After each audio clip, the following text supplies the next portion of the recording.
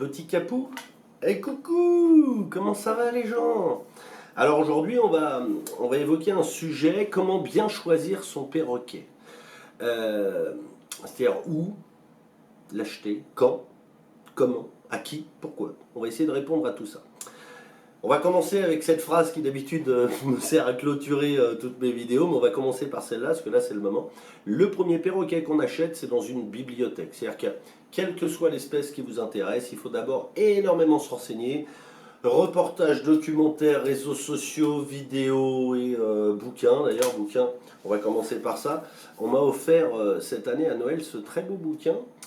C'est l'encyclopédie des becs crochus aux éditions Artemis, écrit par Renaud Lacroix. On y retrouve pas mal d'informations et ça fait partie de ces petites pépites là. Je commence 2024 avec celui-là qui est plutôt pas mal. Très beau cadeau, merci Axel. Et il y en a plein d'autres, hein, évidemment. Faut pas hésiter à aller chercher un maximum d'informations. Plus on sait, plus on apprend, plus on va bien faire, et plus on fait bien, plus l'oiseau est épanoui et équilibré, il ne pose pas de problème ou de nuisance. Euh, où Alors où acheter son oiseau? Alors, il y a plein de possibilités. Beaucoup de gens malheureusement vont acheter ça sur internet, le bon coin, tout ça. Pourquoi? Parce que des fois, alors, outre les arnaques, il y a des petites opérations financières intéressantes. Et il y a beaucoup de gens qui achètent des oiseaux, pas très chers, mais malheureusement ils sont pas en règle, ou enfin c'est compliqué. J'aurais tendance à vous conseiller, les yeux fermés, de chercher des éleveurs. Quand je vous dis le premier perroquet qu'on achète, c'est dans une bibliothèque. Une fois que vous aurez été chercher plein d'informations, vous essayerez de trouver votre petit protégé, enfin vos protégés, puisque je le répète et on ne le répète jamais assez, c'est grégaire, ça vit en groupe social. Un perroquet n'est pas fait pour vivre seul, et c'est pas parce que ça vit en captivité que ça vit très bien. Les gens qui vous disent ah moi mon perroquet j'en ai qu'un, je passe plein de temps avec lui, ça lui va très bien. Déjà, vous ne parlez pas perroquet, peu importe le nombre d'années depuis quand vous en possédez. Et quand on dit c'est grégaire, c'est qu'en fait, là, les besoins très importants d'un perroquet, c'est donc groupe social, interaction sociale, communication.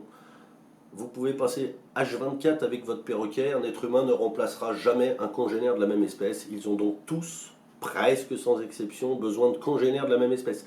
Inutile de me dire, ah j'ai un gris, un rosalbin et un amazone, ils s'entendent bien. Non, ils cohabitent, ils peuvent se tolérer, mais ils ne peuvent pas communiquer, ils ne parlent pas la même langue. Alors, ce qui ne les empêche pas dans la cohabitation des fois de se faire un câlin, ils en ont besoin, ça montre à quel point ils ont un réel besoin d'interaction sociale, parce que quand un gris du Gabon fait copain-copain avec un rosalbin, c'est que par défaut il a que ça sous le coude. Je déconseillerais évidemment, même si je ne jette pas la pierre, les animaleries. Pourquoi les animaleries? Parce que même si les vendeurs sont, ils ne le sont pas tous, mais s'ils sont formés, les conditions de maintenance de l'oiseau, le temps qu'il trouve acquéreur chez une animalerie, c'est pas des bonnes conditions souvent. Pas toutes, mais la lumière peut rester H24 allumée, la journée il est dans une cage souvent trop petite, il n'a pas accès à une bonne alimentation, plein de gens passent, mettent les doigts, s'amusent, ça le stresse. Et ce n'est pas les meilleures conditions pour acquérir un oiseau, d'acheter un oiseau stressé qui, la plupart du temps, vivait dans de bonnes conditions chez l'éleveur. L'éleveur le vend à une animalerie, et la période où il va rester à l'animalerie, des fois il va perdre le côté EAM, on va en parler, ça aussi, élevé à la main. C'est-à-dire qu'on avait un oiseau plutôt sociable et désensibilisé à la manipulation humaine. Il a passé 3 mois dans une animalerie. Quand vous l'achetez, il est stressé, stressant, il pince, il gueule et tout ce qui va avec. On va évoquer aussi que chez les éleveurs, il y a tout et rien, hein, comme dans tous les métiers du monde. On va avoir des éleveurs passionnés qui vont vous vendre et vous fournir des oiseaux élevés à la main, ou EPP ou MAN, on va en parler ça aussi dans un instant, peu importe en fonction de votre choix. Il y a ceux qui font ça bien parce que ce sont des passionnés, et malheureusement, puisque le perroquet est un phénomène de mode, on va y retrouver des gens qui sont des vendeurs d'oiseaux. Je vois malheureusement tous les ans les mêmes erreurs qui sont commises, et je ne sais pas comment on règle ça, malgré les législations qui normalement sont faites pour cadrer mais qui parfois ne servent à rien. On se retrouve avec des éleveurs qui vont vous vendre à des gens qui n'ont aucune compétence, qui n'ont pas le matériel, qui n'ont pas de connaissances et pas d'expérience. On va vous vendre un oiseau qui n'est pas sevré. Excusez-moi.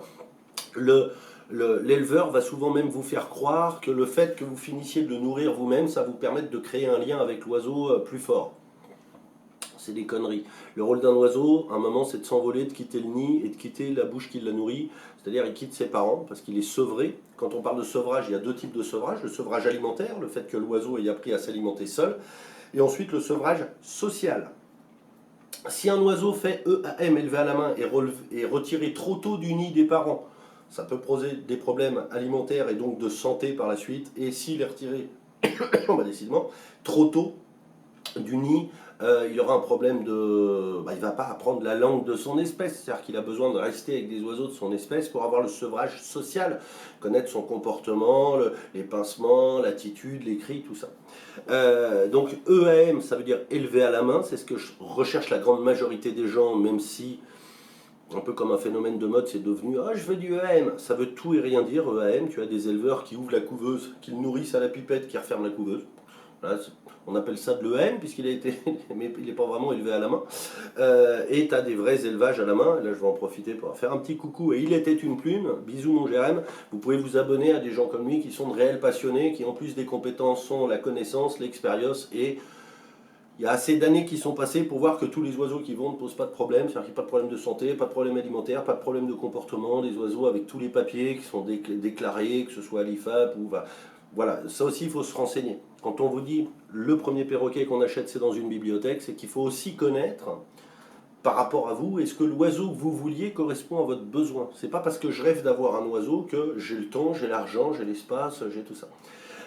Si tu habites en appartement en centre-ville et que tu veux un cacatoès tout seul, ça va être compliqué, c'est pas réellement possible. Déjà parce que le cacatoès, c'est celui qui gueule le plus et en termes de cris, en extérieur, c'est 5 km de portée.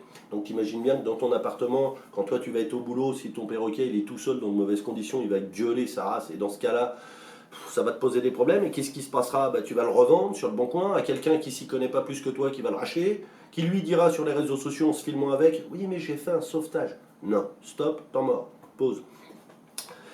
On ne fait pas de sauvetage quand on n'a pas d'expérience. D'accord? Un pompier sauve des vies, un médecin sauve des vies.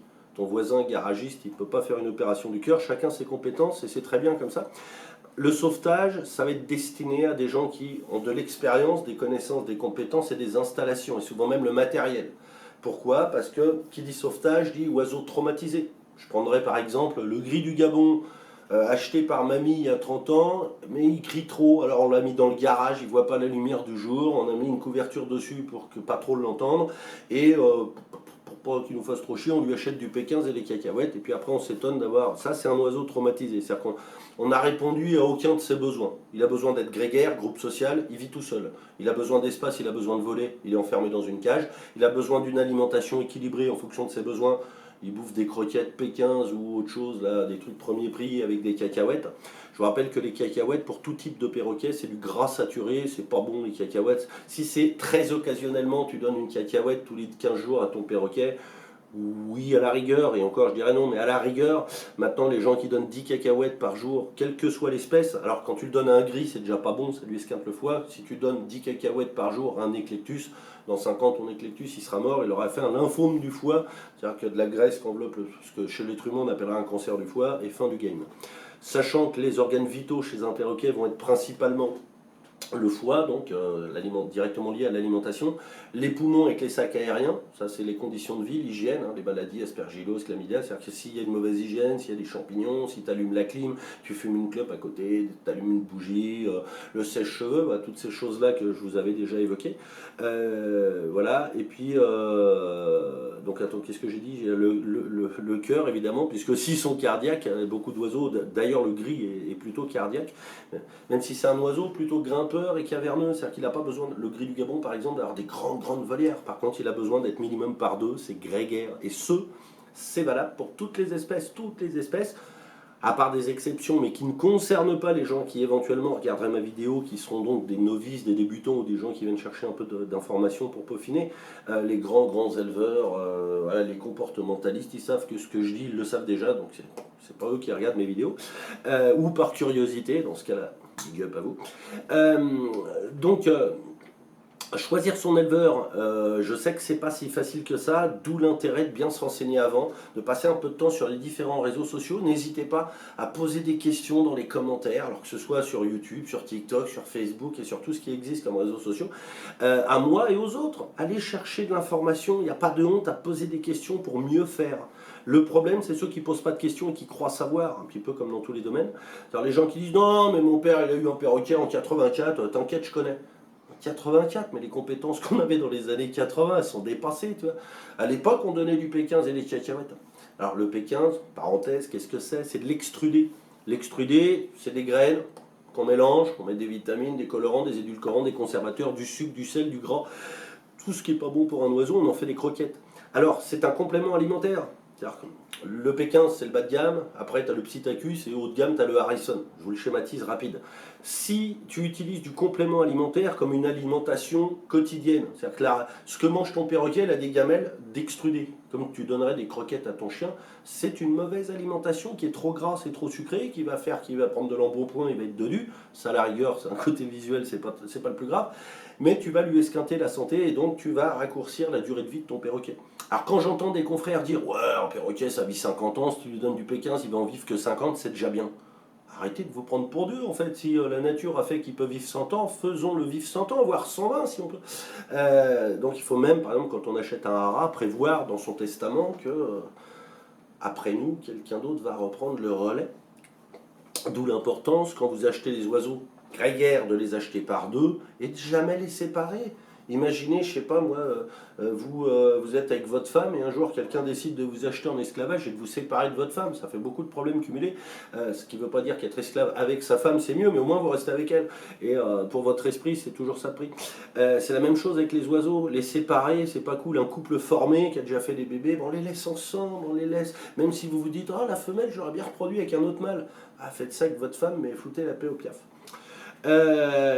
Donc les éleveurs, vous allez les retrouver en échangeant avec les gens, c'est-à-dire que les oiseaux, on va pas se mentir, c'est un milieu assez fermé, tout le monde connaît tout le monde, si c'est pas en personnel, c'est de nom ou de réputation, tout le monde ne s'entend pas parce qu'on est des êtres humains et qu'il y a entre la véhilité, la fierté, l'ego, la jalousie, la bêtise, souvent au lieu de partager il y a des conflits mais c'est pas grave, quand vous arrivez dans ce milieu c'est pas de ce côté là qu'il faut s'orienter.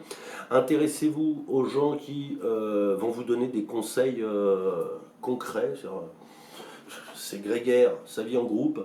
En fonction de l'espèce, je me suis renseigné. Ah, j'ai toujours rêvé d'avoir, je sais pas, un calopsite. Très très bien pour commencer, calopsite, conure, inséparable. Il faut la bonne cage, il faut la bonne alimentation. C'est sur ça qu'il faut se renseigner. Quand je vous dis le premier perroquet qu'on achète, c'est dans une bibliothèque, le but c'est d'aller chercher des connaissances afin de faire gonfler vos compétences. Et ensuite, l'expérience, vous allez l'acquérir avec les années. L'expérience, quand j'entends des gens me dire « Oh, moi j'ai fait un sauvetage », c'est un sauvetage, ça veut dire t'as jamais eu d'oiseau de ta vie et tu récupères un oiseau traumatisé et tu vas te prendre pour un vétérinaire en essayant de sauver la vie de cet oiseau. Arrêtez, c'est ridicule. C'est pas comme ça que ça fonctionne. C'est-à-dire qu'un particulier qui n'a pas d'expérience, soit tu l'achètes chez un éleveur parce que tu t'es renseigné, soit tu l'achètes sur le bon coin pour faire des économies, tu auras un oiseau souvent qui n'a pas de papier, qui a des problèmes et tu n'as pas accès à tout, donc à un moment ça posera problème. Soit tu l'achètes en animalerie, tu le payes 2 fois le prix de ce que ça coûte pour avoir pas plus d'informations. Ou soit tu vas acheter ce qu'on appelle des secondes et troisième mains. Pourquoi? Parce que l'être humain, qui a une vie d'être humain, divorce, mutation, succession, décès, déménagement à l'étranger où on ne peut pas passer la frontière avec son oiseau. Enfin, il y a plein de conditions possibles. Et donc des gens, des fois, se séparent à contre-cœur, hein, je vous l'accorde, de leurs oiseaux avec un S. À l'heure, et X à oiseaux, ils vont se séparer de leurs oiseaux pour des raisons obligatoires, et donc là vous faites pas un sauvetage, vous faites une récupération de seconde ou de troisième main, ce qui est bien, parce que vous allez avoir un oiseau qui est déjà désensibilisé à la présence humaine, qui a déjà ses habitudes, qui a déjà ses modes de communication, voilà, vous allez juste prendre le relais quelque part, et peut-être essayer de lui apporter encore plus d'équilibre et de bienveillance. Mais c'est pas un sauvetage. Un sauvetage, c'est vraiment un métier. C'est pour ça que je joue un peu avec les mots, mais vous allez entendre, quand on se renseigne, quand on lit des bouquins, qu'on regarde des reportages, des documentaires, ou qu'on va sur les différents réseaux sociaux, regarder tous les gens qui vous parlent de perroquets, il y a à boire et à manger. Il y a des gens qui vont vous dire « Oh non, captivité, t'as pas besoin d'être aussi grégaire que dans la nature, hein. Moi j'ai un perroquet tout seul, il va très bien. » Tu te prends pour Dieu. Non, il ne va pas très bien. Déjà parce que tu as beau avoir des perroquets depuis longtemps, tu ne parles pas perroquet et tu peux passer 24 heures sur 24 avec ton perroquet, tu ne remplaceras jamais un congénère de la même espèce. Tu n'auras jamais l'interaction et le mode de communication, et ce, quelle que soit l'espèce. À l'inverse, et ça je l'avais déjà dit, mais des fois il faut répéter, si tu as un gris du Gabon, un cacatoès et un rosalbin et un Amazon, toi tu as trois perroquets différents. Eux, ils n'ont pas du tout les mêmes codes de communication, ils ne sont pas endémiques des mêmes continents, ils ne parlent pas la même langue. Je schématise, hein, c'est pas une langue, c'est le mode de communication. Ils peuvent cohabiter, ils peuvent s'entendre, ils peuvent même des fois se faire des câlins. Hein. J'ai déjà vu des gros oiseaux faire des câlins à des petits oiseaux, mais tout ça, c'est un risque qu'il ne faut pas prendre. Pourquoi? Parce qu'à terme, quand ton oiseau sera adulte, sera territorial, ou par jalousie, ou par maturité sexuelle avec une montée d'hormones, il pourra devenir agressif. Si tu as laissé un hara avec un Amazon, ton hara va buter ton Amazon, et puis après tu diras, ah ben je comprends pas. Bah oui, mais si tu t'étais renseigné, on en revient tout le temps, vous allez voir, tout le long de la vidéo, on en revient tout le temps à la même chose. Le premier perroquet qu'on achète, c'est dans une bibliothèque. Je dois savoir comment ça vit, je dois savoir si le fait que l'espèce qui m'intéresse, est-ce qu'elle correspond à ce que je vais pouvoir lui offrir. C'est-à-dire que si, et là je vais prendre, qu'est-ce que je peux prendre? Tu es routier, tu pars le dimanche soir et tu rentres le vendredi soir. Tu peux pas avoir de perroquet. C'est pas moi, c'est la nature fait que tu peux pas en avoir. Tu n'es pas là, c'est pas possible. Si tu es chauffeur de taxi, que tu rentres à 23 h, pareil, tu peux pas en avoir. Tu es en appartement et tu veux un cacatoès ou un hara, techniquement, tu peux l'avoir physiquement, mais en fait, c'est pas les bonnes conditions parce que tu as des voisins, parce que tu vas être absent, parce que le truc, s'il est tout seul, il va te gueuler, il va avoir des cris pas possibles. Je vous rappelle qu'un cacatoès, son cri en extérieur s'entend à plus de 5 km. Je ne sais pas combien ça correspond en termes de décibels, mais quand je dis ça envoie du pâté, c'est que tu as certains perroquets, c'est une nuisance sonore. Et pourquoi il crie? Souvent il crie parce qu'il s'ennuie, parce qu'il stresse, parce qu'il se fait chier, parce qu'il n'a pas de congénère, qu'il est tout seul dans une cage. Et donc dès qu'il entend la clé dans la porte que tu arrives, comme un chien ferait remuer la queue quand tu arrives, le perroquet il gueule parce qu'il t'appelle. Il a tellement besoin d'échanges, d'interaction et de partage avec les autres que s'il est tout seul, il va poser problème. Et souvent les gens qui en ont deux te diront, écoute, j'ai entendu dire que quand on a un qui est très proche de toi, quand tu achètes un deuxième, il t'aime plus. C'est totalement faux. Tu peux en avoir 10, les 10 vont presque être jaloux de t'aimer et ils vont tout le temps vouloir vivre sur toi. Pour ceux qui suivent mes vidéos, vous le voyez bien. Je peux avoir sur moi deux haras, deux Amazones, un éclectus sur la tête et en fait, ils veulent tous être sur moi. Et pourtant, ils ne sont pas tout seuls entre eux. Ils ont des congénères. C'est que ils sont vraiment très très forts en termes d'interaction sociale, de câlins, ils ont besoin d'échanges, ils ont besoin de temps, ils ont besoin d'amour, ils ont besoin de patience, ils ont besoin d'une bonne alimentation, et tout ça, ça ne s'invente pas, c'est de l'information qu'on va chercher. Il ne faut pas hésiter à poser toutes les questions du monde à tout le monde. Alors des gens vous donneront des réponses sans argument. Moi j'ai des gens, des fois sur mes vidéos YouTube, ils me disent non, grégaire c'est débile, quand ça vit en captivité, ils n'ont plus besoin d'être grégaires. Je ne sais pas d'où ces gens sortent les informations, peut-être que vous n'avez pas été à l'école assez longtemps et que peut-être ça serait bien de revoir vos classiques, parce qu'en fait, grégaire, groupe social, et là je vais vous donner un exemple que je donne souvent, c'est les fourmis et les abeilles. Si tu es passionné de fourmis ou d'abeilles, tu ne peux pas les acheter par un. Tu ne vas pas te dire, tiens, j'ai été m'acheter une abeille chez un apiculteur, elle est géniale. Non, elle va mourir. Elle a besoin du groupe social, elle a besoin de l'essaim, elle a besoin de la ruche pour évoluer, parce qu'elle a son rôle. La fourmi, pareil, une fourmi, ça ne vit pas tout seul, ça fait partie d'un groupe social. Comprenez que les oiseaux, c'est pareil, dans la nature, ils font partie de groupes sociaux. Quand je vous disais aussi tout à l'heure que les éleveurs, parfois, vous vendent des oiseaux non sevrés, c'est problématique. Ça, c'est aussi un gros problème.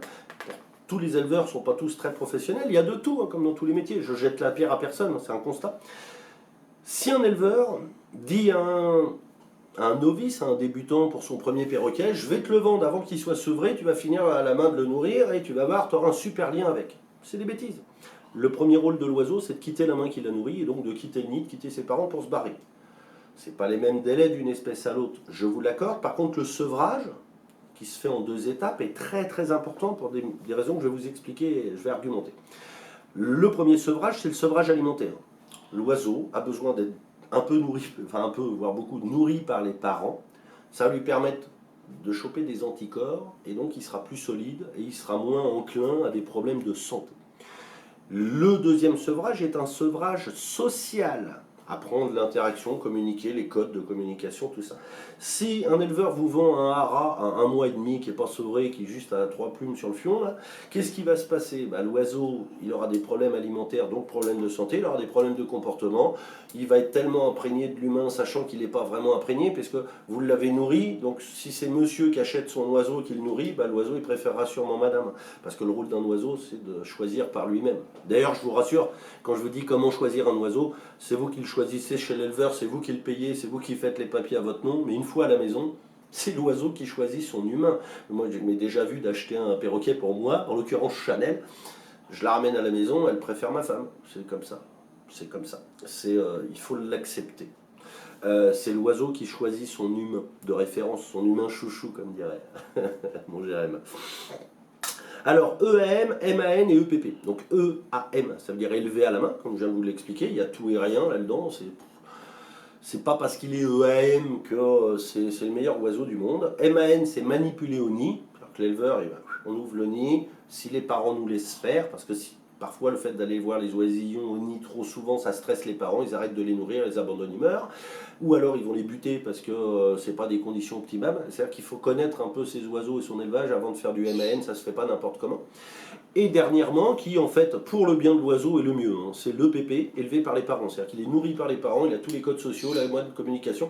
Effectivement, il n'est pas trop désensibilisé à l'humain, mais avec de la patience, tous les passionnés vous le diront, si tu as un oiseau qui était EPP, alors effectivement, le jour où tu le ramènes sur toi, il ne va pas être sur ton épaule en faisant des bisous le premier jour. Il va te falloir quelques semaines, c'est toi qui vas faire ce travail, c'est de la patience. On pourra, si vous le voulez, faire une vidéo sur ces oiseaux EPP. Je choisirai un oiseau EPP dans une volière, et puis je vous montrerai de A à Z comment on fait pour qu'il devienne, alors il ne sera pas EAM, mais il va devenir comme un EAM, désensibilisé à la présence et en joie d'être en lien avec son humain de référence.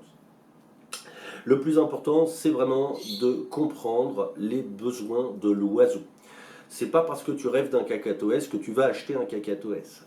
Tu rêves d'un cacatoès, c'est cool. Je répète, d'abord tu te renseignes. En te renseignant, tu vas peut-être te rendre compte que ça ne te correspond pas. Tu vas dire non, avec les voisins, c'est pas possible. J'ai été voir des vidéos, ça crie vraiment trop fort. En plus, j'ai pas les moyens d'en acheter deux.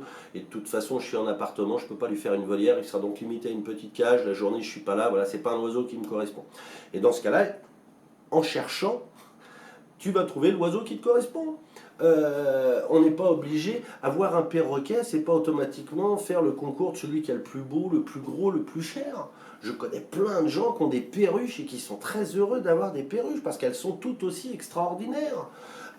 Toutes les espèces sont extraordinaires. Après, on a souvent tendance, dans une société humaine de capitaliste libéral et de paraître, à choisir les trucs qui sont flashy. C'est-à-dire que plus c'est rare, plus c'est cher, plus c'est beau, plus du coup on se la pète.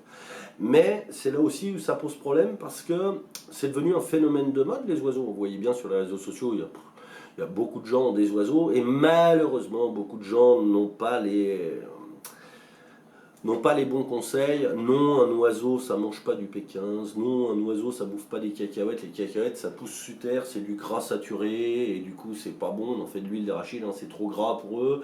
On ne nourrit pas des oiseaux qu'avec des compléments alimentaires tels que les extrudés, c'est des compléments alimentaires, ça c'est en complément d'une alimentation. L'alimentation, je peux pas vous en parler en termes de généralité.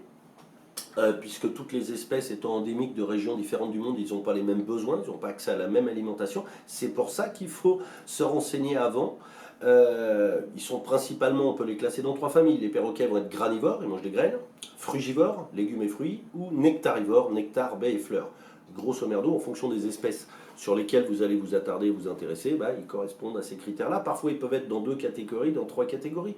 Si je prends, je sais pas, les loriquets vont être principalement nectarivores, les éclectus vont être nectarivores, frugivores et un peu granivores. Les haras sont plus à bouffer des noix, principalement, un petit peu de légumes, un petit peu de graines pour haras, mais principalement c'est des noix. Ça représente dans la nature, les noix de palme, c'est 95% de leur alimentation. Donc voilà, d'une espèce à l'autre, ils n'ont pas les mêmes besoins. Et donc, je ne peux pas vous dire, c'est comme ça. En fait, chaque espèce est différente. Il faut donc se renseigner en fonction de l'espèce qui vous intéresse. Qu'est-ce qu'elle mange? Quelle est la législation qui va avec cette espèce non domestique? Est-ce qu'il faut que je le déclare en préfecture? Est-ce qu'il me faut un certificat de cession? Est-ce qu'il faut automatiquement qu'il soit bagué, qu'il soit pucé? Est-ce qu'il faut qu'il soit enregistré à l'IFAP? si tu ne sais pas répondre à toutes ces questions, tu n'es pas encore prêt à avoir un perroquet. D'accord? Mon but, c'est pas de faire rêver les gens à dire acheter des perroquets, c'est génial, regardez ma vie, il faut que tout le monde aille la même. Non, c'est tout l'inverse. N'achetez pas de perroquets. Il y a déjà trop de gens qui en ont acheté en pensant savoir, et on se retrouve avec plein de perroquets qui vivent dans des garages, dans des greniers, dans des conditions de maltraitance absolue, qui souvent vivent tout seuls, dans des cages trop petites, avec une mauvaise alimentation. Et un oiseau qui, en captivité, est fait des fois pour vivre 50 ans, bah, il va mourir à 5 ans. Les gens vont dire oh, mais je comprends pas pourquoi il est mort, pourtant j'ai tout fait ce qu'il fallait. Non, t'as pas fait ce qu'il fallait, sinon il ne serait pas mort. À part des exceptions, un problème de dégénérescence naturelle, problème de naissance, voilà, bréchet fendu, voilà, il y a plein de possibilités. Ils ont aussi des problèmes de santé comme nous, mais c'est dommage de leur en rajouter parce qu'on ne fait pas bien les choses. Le plus important, c'est d'aller chercher l'information au maximum. Comment ça vit, où je trouve des éleveurs, où je trouve ce qui me correspond, à qui je pose des questions. Bah, en fait, il y a assez de gens, comme c'est un phénomène de mode sur les réseaux sociaux, qui peuvent répondre à vos questions sur les perroquets. Alors certains, et là, ceux qui me connaissent, je ne tourne pas autour du pot, il y a des gens qui vont vous donner des conseils extraordinaires, des gens comme Il était une plume, comme Jérém, donc, les gens comme Natacha de l'Épicurieuse d'ailleurs, auquel vous pouvez vous abonner sur YouTube, puisqu'on est sur YouTube, sa page c'est l'Épicurieuse. C'est l'Académie des perroquets. Vous allez avoir des gens, alors il y en a que je connais personnellement, d'autres que je connais par intermédiaire et d'autres que je connais grâce aux réseaux sociaux, mais on ne s'est jamais parlé. Mais il y a des gens très très calés, et puis à l'inverse, comme dans tous les métiers, hein, il y en a qui disent que des conneries. Alors, dire des bêtises, c'est pas si grave si on sait se remettre en cause. Par contre, dire des bêtises à des nocifs pour avoir un discours qui va se véhiculer, et donc l'inconscient collectif va garder les informations inintéressantes. C'est-à-dire que les gens qui croient qu'on peut avoir un perroquet tout seul à la maison et le nourrir avec du Pékin et des cacahuètes, vous n'êtes pas dans l'erreur, vous êtes carrément à l'opposé du bon sens. Écoutez les gens qui vont argumenter, qui vont expliquer le pourquoi du comment. Et dans ces gens-là, vous avez des éleveurs capacitaires, en établissement, c'est leur métier, et qui vont vous vendre un oiseau non sevré en vous disant donne-leur du Pékin, des caillettes, vas-y, le but pour eux, c'est des vendeurs d'oiseaux, c'est de faire du bise. Et vous avez des gens qui ne sont pas capacitaires, qui n'ont que 2-3 perroquets chez eux, mais qui sont tellement passionnés qu'ils peuvent vous répondre à toutes les questions techniques, problématiques. Ils savent, parce qu'ils sont tellement passionnés que pour le bien-être animal de leurs oiseaux, en priorité, ils ont été chercher l'information, et donc, une fois que tu as du savoir-faire, bon, si tu aimes un peu les gens, tu peux faire du faire-savoir. Alors, tu fais savoir ton savoir-faire. Mais on est malheureusement à une époque où il y a énormément de gens qui croient savoir. Et ça, moi, c'est un truc où je ne suis pas toujours commode et je ne me fais pas que des amis, mais je vous en parle. C'est un réseau social, YouTube, donc j'en parle. Sur les réseaux sociaux, tu as des gens qui ont des oiseaux depuis 6 mois, qui se sont lancés à faire des vidéos comme nous on fait, mais qui n'ont pas l'expérience. Moi, déjà, mineur, j'avais déjà un perroquet sur l'épaule quand j'étais gamin, et puis j'en ai eu à différentes périodes de ma vie. Il y a eu une période où j'en ai plus eu, parce que j'avais perdu mon gris du Gabon, j'en ai pas repris tout de suite. Il y a eu une période à blanc, mais j'ai toujours eu des animaux autour de moi, et principalement des perroquets. Et donc, j'ai assez d'expérience pour savoir qu'il y a des choses qui se font et des choses qui se font pas. Bien sûr que j'ai fait des erreurs, il n'y a pas de gêne à faire des erreurs. Quand c'est une erreur qui est rattrapable, bon, bah, tu fais mieux la prochaine fois. Il y a des erreurs qui sont fatales avec les oiseaux. C'est-à-dire que tu fumes une clope à 3 h du matin avec un oiseau sur l'épaule parce que en live tu veux faire ton intéressant. Ton oiseau il va pas vivre centenaire, c'est mathématique. Tu n'as pas besoin d'être un grand scientifique pour comprendre le bon sens des choses. Donc voilà comment choisir en fait son perroquet. Principalement, il y a, allez, c'est la loi de Pareto, les 80-20. 80% de tes connaissances que tu vas venir compléter avec 20% de questions. Mais s'il y a tout maintenant à notre époque sur Internet, celui qui ne sait pas, c'est parce qu'il ne veut pas savoir. Si vous prenez le temps d'aller chercher l'information, vous allez comprendre. Et là, ça fonctionne avec toutes les espèces, hein, de la petite perruche au gros hyacinthe, en passant par des trucs plus ou moins rares, plus ou moins recherchés. Ils sont tous grégaires. Quand tu les achètes, il faut les acheter par deux. Les gens qui me disent ouais mais t'as vu le prix, ah bah, quand tu peux pas t'acheter une Porsche t'achètes autre chose. Du coup si tu peux pas t'acheter 2 perroquets, bah va sur une autre espèce. Si tu peux pas t'acheter 2 cacatoès parce que les cacatoès, la cage, la bouffe, les volières t'en as pour 6 000 boules, 6 000 euros pardon, et ben achète un couple de canopsites, hein. C'est de la famille des cacatuidés, c'est des mini cacatoès qui sont domestiques, tu vas payer ça 100-150 euros pièce, t'en as 200-300 balles, plus la cage, voilà, pour moins de 1 000 euros tu auras réalisé ton rêve avec quelque chose dans tes budgets. N'imaginez pas que quand on fait des sauvetages, c'est bien pour vous. Comme je vous expliquais tout à l'heure, sauvetage, c'est un métier. Acheter un oiseau, enfin, voire même le récupérer gratuitement parce qu'il est gratuit et qu'il a eu une vie très compliquée avec des traumatismes, pour le récupérer en imaginant sans aucune expérience lui offrir une vie harmonieuse et épanouie et équilibrée, c'est du rêve, c'est totalement utopique, c'est pas comme ça que ça fonctionne et d'ailleurs ça ne fonctionnera pas. Il y aura des problèmes. Si on achète chez un éleveur, on s'est renseigné sur l'éleveur, on regarde, on ne peut pas toujours visiter chez les éleveurs parce que je vous rappelle, entre les maladies qu'on peut transmettre et le vol, parce que les gens qui minutent, la caméra l'a coupé, on reprend. Donc je parlais du vol. Bien sûr, les gens imaginent que si on vole un perroquet, ça vaut très cher et les gens qui ont plein de perroquets, si on leur vole, et ben on va gagner de l'argent. C'est bien de le penser. Moi, si vous me volez un perroquet, le vol en lui-même ne me gêne pas. Ce qui me fait chier, c'est que l'oiseau, à qui j'offrais une vie agréable, il va se retrouver dans le coffre d'une bagnole ou dans un carton, avec un gros con qui connaît que dalle, qui a juste voulu faire de l'argent, et qui n'a même pas les compétences de comprendre que les oiseaux ont souvent des puces sous la peau, et que de toute façon, tu ne pourras pas le revendre, tu ne pourras rien en faire. Tu pourras rien en faire. Alors les gens, souvent, ils me disent, bah si, tu les envoies à l'étranger. Ouais, enfin, tu sais, au Maroc, tu achètes un gris du Gabon à 100 balles sans papier. Quel est l'intérêt de prendre le risque de le voler en France, là où il vaut 2000 € sans les papiers, de passer la frontière pour aller le revendre 100 balles là-bas? Je vois pas trop l'intérêt de la démarche. Les gens qui volent des perroquets, vous êtes des quiches finis parce qu'en fait, vous ne pouvez pas les revendre. Au pire, vous le gardez chez vous, mais à un moment, il aura. Si vous l'avez volé, déjà que c'est que vous y connaissez rien, il va se retrouver chez vous, dans votre garage, dans une cage trop petite, il va avoir des problèmes, vous allez l'emmener chez le veto. Vous ne savez pas, le veto, il va lire avec une puce, il va voir que ce n'est pas votre oiseau, de toute façon, vous ne pourrez pas présenter les papiers. Et je vous rappelle que trafic d'espèces non domestiques, c'est du trafic, hein, le vol, saisie du véhicule, 2 ans ferme et 12 000 € d'amende au cul du camion. Hein. Je vous rappelle que les lois qui protègent les animaux, faut mieux se faire péter avec 1 kilo de toshi à la frontière que 3 gris du Gabon dans un tube PVC. Ouais, excusez-moi d'être un peu cru, mais c'est pour vous faire comprendre que voler des oiseaux, c'est totalement absurde. Je pense qu'il y a assez d'oiseaux malheureux, des gens qui ne veulent plus s'en occuper, qui ne savent pas s'en occuper pour effectivement pouvoir acheter en seconde ou troisième main. Laissez le sauvetage aux gens qui ont de l'expérience. Le mot sauvetage, je joue avec les mots, mais je vois beaucoup sur les réseaux sociaux des gens, j'avais jamais d'oiseau, mais j'en ai sauvé un. Oui, tu sauves dans le jardin, ça d'accord, mais tu vas regarder 2-3 tutos sur internet, sauver un moineau, super. Mais un perroquet, c'est très très très différent. C'est un perroquet qui aurait vécu 20 ans dans un garage sans voir la lumière du jour en mangeant de la merde. Quand il va arriver chez toi, tu vas sûrement pas faire mieux parce que tu ne sais pas. C'est même pire qu'un perroquet que tu aurais eu dans de bonnes conditions parce que lui, il est traumatisé. Il y a donc des choses qu'il va faire qui ne sont pas naturelles. Il a créé ce qu'on appelle de la stéréotypie, des comportements non naturels. Il va falloir des gens qui savent s'y prendre pour rattraper, et des fois même c'est pas rattrapable, il faut l'accepter.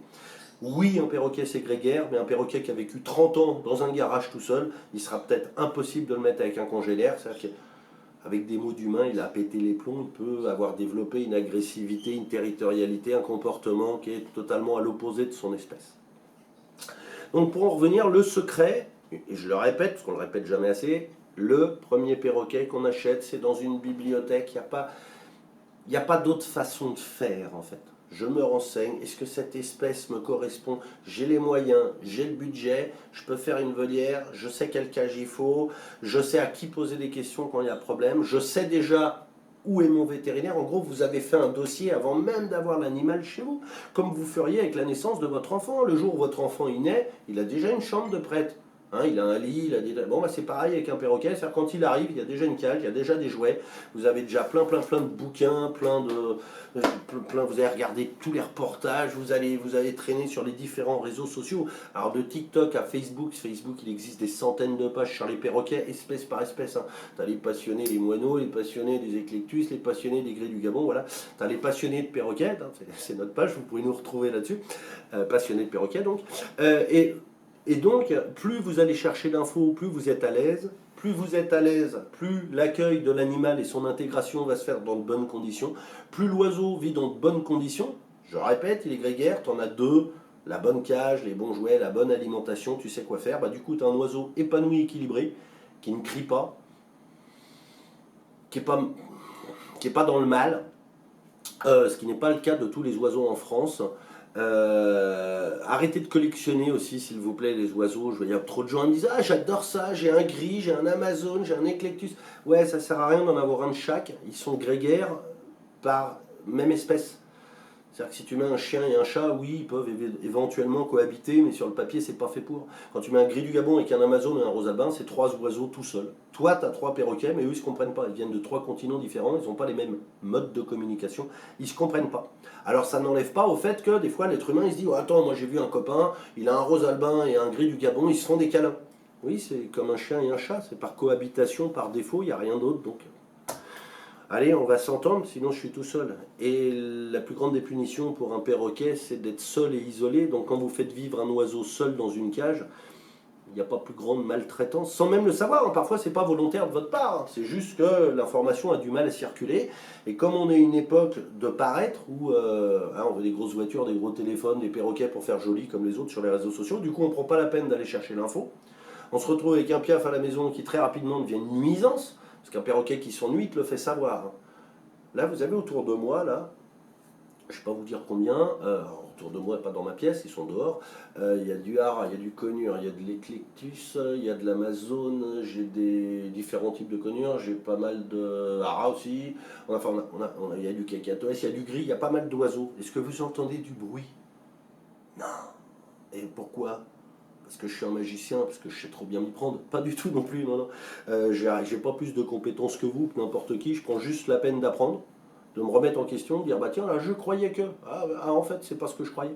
Et donc tu apprends et tu appliques ce que tu as appris. Et du coup, tu vois, ils font pas de bruit. Ils font pas de bruit parce qu'ils me réclament pas. Ils me réclament pas parce qu'ils s'ennuient pas.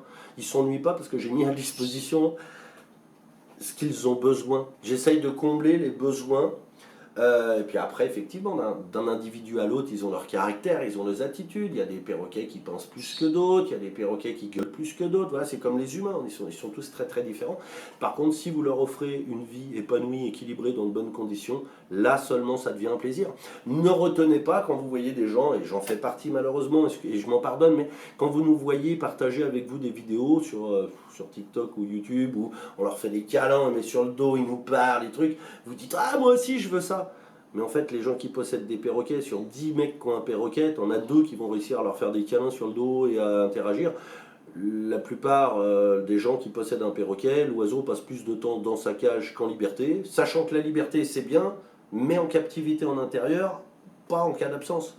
Si je vais faire mes courses, mes oiseaux n'ont rien à faire chez moi, à aucun cas. Il y a des câbles électriques, il y a des trucs, il y a du verre, il y a des trucs qui traînent qui pourraient les blesser. Parce que quand je m'en vais, ils vont en volière ou en cage. Ça aussi, il faut se renseigner avant. Il y a trop de gens que j'entends dire ah, moi, il est tout le temps en liberté. Mais même quand tu n'es pas là, ouais, tout le temps. Ouais, un jour il y aura un accident, c'est mathématique. Et encore plus quand tu fais des mélanges d'espèces, hein, tu laisses pas dans la même cage ou la même volière ou dans ton salon un hara avec un inséparable. Hein. Même s'ils s'entendent bien, ils vont s'entendre bien jusqu'à ce qu'ils aient la maturité sexuelle, la jalousie, la territorialité, et à 4-5 ans, le gros va buter le petit. Et toi tu diras, ah, ben, je comprends pas, ils sont toujours entendus. Ben non, non, non, ils se sont tolérés, ils ont cohabité. Puis il y a un moment où chacun fait sa route. C'est comme ça en fait, c'est la vie est faite comme ça, c'est pas moi qui fais les règles. Tout ce que je vous dis là, c'est des choses que j'ai apprises. Non, je ne suis pas une encyclopédie. Si dans le domaine je devais citer quelqu'un, il était une plume, c'est la bibliothèque. Moi je ne suis pas une encyclopédie, j'apprends. Et j'apprendrai encore sûrement toute ma vie. Et j'aurai pas assez d'une seule vie pour tout savoir, j'en suis conscient. Mais j'apprends, je vais chercher de l'information, je pose des questions. N'ayez pas peur de poser des questions, quelle que soit la personne et quel que soit le réseau social. Sur TikTok, j'ai des gens, des fois, ils me disent ah, ça fait plus d'1 an que je te suis, j'ai jamais osé te poser une question, j'ai jamais osé parler. Pourquoi? Vous êtes derrière un écran. Si des gens sont capables de nous insulter ou de nous critiquer derrière les écrans, ayez le courage de poser. Il n'y a pas de questions bêtes. Il n'y a que les gens qui le sont. Il n'y a pas de questions bêtes. Il faut mieux poser une question pour avoir une réponse et bien faire, plutôt que de dire ah, j'ai pas osé et du coup de continuer dans la bêtise. Il n'y a pas de gêne en commentaire à poser toutes les questions du monde. Il n'y a pas vraiment, vraiment, sincèrement, je suis sérieux là. Il n'y a pas de questions bêtes. Il n'y a pas de ah, je vais passer pour un con. Non, non. Celui qui passe pour un con, c'est celui qui croit savoir sans même avoir ouvert un bouquin. Celui qui dit oh les perroquets c'est bon, je connais. Wesh. Ces gens-là ne devraient pas posséder des oiseaux. Et moi je fais partie. Je terminerai peut-être avec ça. Je suis personne. Je suis qu'un passionné parmi tant d'autres, un éleveur parmi tant d'autres. je rêverais que la législation évolue. C'est-à-dire que si on demande à un éleveur, pour un respect du quota ou pour une ouverture d'établissement, de passer un capacitaire, j'aimerais que la législation puisse retirer le capacitaire des gens, des éleveurs qui vendent des oiseaux non sevrés. J'aimerais que pour posséder un perroquet, on passe un permis, pas pour faire chez les gens gratuit. Hein. C'est-à-dire qu'en gros, tu vas acheter un perroquet, quand tu fais ta déclaration en ligne à la DDPP, la DDPP, une fois par mois, tu as un éleveur qui va te payer 100 balles la journée. Moi, je veux bien le faire. Tu vois. Je vais à la DDPP, moi, dans ma région en Vendée, c'est La Roche-sur-Yon. Moi, je suis prêt à m'asseoir à La Roche-sur-Yon 8 heures, même gratuitement. Hop, tu réponds à des questions, tu expliques aux gens, un peu comme dans cette vidéo, mais en rentrant avec un échange de questions-réponses, tu expliques aux gens ce qu'il faut faire, ce qu'il ne faut pas faire. Le but étant qu'à partir du moment où ils vont avoir l'oiseau chez eux, plus personne n'a de contrôle là-dessus. Quand on nous parle de oui, ils vont être contrôlés, mais non, vous pouvez dénoncer autant que vous voulez, il n'y a pas assez de personnel, il y a très très peu de contrôle. Regardez combien de gens qui ont des chevaux, des chiens, des chats, des trucs dans des conditions misérables. Il faut attendre 10 ans avant qu'ils soient saisis. Alors moi je peux pas interagir sur toutes les espèces et les races d'animaux. Par contre je suis tellement un passionné de perroquets que quand j'ai des gens qui m'envoient des vidéos en me disant je viens de récupérer un perroquet, son ancien propriétaire le tapait avec un bâton, je viens de récupérer un perroquet, il a un œil crevé parce que les gens ils avaient un chat, j'ai récupéré un perroquet, il a du plomb dans le flanc parce que mon fils il a joué au fusil dans le jardin. On entend des trucs mais des choses, comment l'être humain peut être si nocif. Je vous rappelle que ce sont des espèces non domestiques, réellement sur le papier, pour être très franc, ils n'ont rien à foutre en captivité. Après, heureusement que la captivité existe pour la préservation de certaines espèces, que nos grands industriels ayant foutu du béton et de la pollution partout sur la planète, il y a des espèces de perroquets, ou s'il n'y avait pas des gens qui s'étaient formés pour les garder en captivité, l'espèce n'existerait plus du tout. Donc je suis et pour et contre la captivité. Je suis pour la captivité quand on sait ce qu'on fait dans de bonnes conditions. Objectivement, quand des gens me contactent en me disant est-ce que ça je peux, est-ce que souvent je réponds non à tout parce que en captivité, en gros un oiseau n'a rien à foutre à l'intérieur, il a rien à foutre sur ton épaule pendant que tu joues à la console, il a rien à foutre sur ton épaule quand tu bouffes. Voilà, concrètement il est fait pour vivre dans des volières. Volière, dedans il y a le mot vol, c'est-à-dire en fonction de l'espèce assez grande pour qu'il puisse voler, se dépenser. La bonne alimentation, des congénères, et voilà, et c'est pas parce que tu as un perroquet que si tu en achètes un deuxième, le premier va plus t'aimer. Tout ça, il y a énormément d'idées reçues sur les oiseaux, aussi bien en termes d'alimentation que de comportement, que d'attitude, que de prix. N'hésitez pas à poser des questions, n'hésitez pas à vous renseigner, et n'hésitez pas, une fois que vous savez, à prendre le relais des gens comme moi, à le faire savoir aux autres. Moi, quand quelqu'un me dit oh, attends, moi je passe 24 heures sur 24 avec mon perroquet, il n'a pas besoin d'un congénère. Bah si, espèce de con, putain. Tu ne remplaceras jamais un congénère, quelle que soit l'espèce. Tu ne parles pas perroquet, tu ne peux pas te mettre à la place d'un congénère. D'ailleurs, quand il aura la maturité sexuelle, ton perroquet, tu vas faire comment tu vas faire des trucs avec lui pour te reproduire? Non, tu peux pas. C'est-à-dire que tu es limité par le fait d'être un être humain, et ça, c'est une espèce non domestique. Ce sont des perroquets qui sont endémiques de pays lointains, et ben, il faut aller chercher l'information. Et encore aujourd'hui, malgré que tu aies des comportementalistes, des éleveurs, des passionnés, il y a encore énormément à apprendre. Aucun herpétologue n'a étudié un oiseau de sa naissance à sa mort dans la nature, avec caméra, puce, GPS, tout ça, pour savoir qui vous dit qu'un gris du Gabon, ça mange pas des escargots au mois de février. Je sais pas, moi. Il faut garder à l'esprit qu'on a encore beaucoup de choses à apprendre, mais que sur tout ce qu'on sait, il y a 50% de choses qui ont été validées, c'est un fait, c'est du savoir, c'est un fait. Il y a beaucoup de croyances, malheureusement. Et du coup, c'est pour ça qu'il y a beaucoup d'erreurs de fait et que des perroquets en captivité qui, sur le papier, sont faits pour vivre 60 ans et qui, majoritairement, vous voyez bien sur les réseaux sociaux, un, que c'est un phénomène de mode, et que deux, il n'est pas bien réalisé parce que beaucoup d'oiseaux meurent trop jeunes dans de mauvaises conditions. Alors oui, on peut s'en vouloir quand son oiseau se barre par la fenêtre, et voilà, ça s'appelle des accidents, c'est le malheur. C'est la même chose avec vos gosses, vos femmes et vos maris, ça s'appelle la vie. Il y a des choses qu'on ne contrôle pas. Par contre, posséder un oiseau seul, s'en occuper pendant 6 mois parce qu'il est mignon et tout jeune, pour qu'il finisse dans un garage avec une couverture, avec des sacs avec des croquettes à perroquet, d'acheter pas de perroquet. En fait, il faut savoir que c'est un animal que vous achetez, c'est plus que du long terme, il va vivre plus longtemps que vous. Il faut vraiment garder ça à l'esprit. Donc voilà, j'ai été super bavard, j'espère avoir donné des petites informations qui j'espère vous seront utiles. N'hésitez pas à vous abonner. Vous pouvez me rejoindre Ster Perroquet sur TikTok. Vous pouvez me rejoindre sur Facebook. La page, c'est un groupe, je crois, page ou groupe, qui s'appelle Passionné de perroquet. Sur ce, On termine avec ce qu'on a commencé. Le premier perroquet qu'on achète, c'est dans une bibliothèque. N'hésitez pas. Bonne continuation à vous et à bientôt. Bonne journée.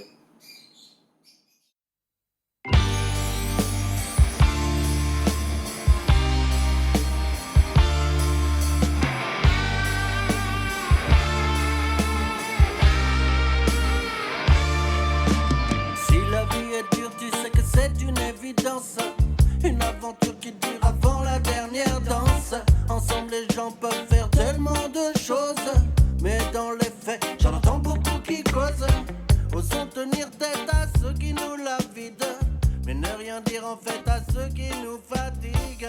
La confiance se mérite, mais tout c'est qu'on mérite. Je voudrais l'éviter à